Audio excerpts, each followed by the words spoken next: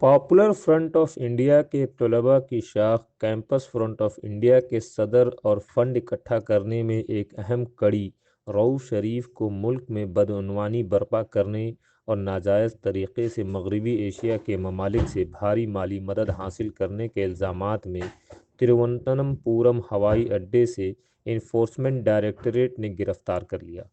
ان پر تخریبی حرکات میں ملوث ہونے اور اتر پردیش کے ہاتھرس معاملے میں بدامنی برپا کرنے کا الزام ہے۔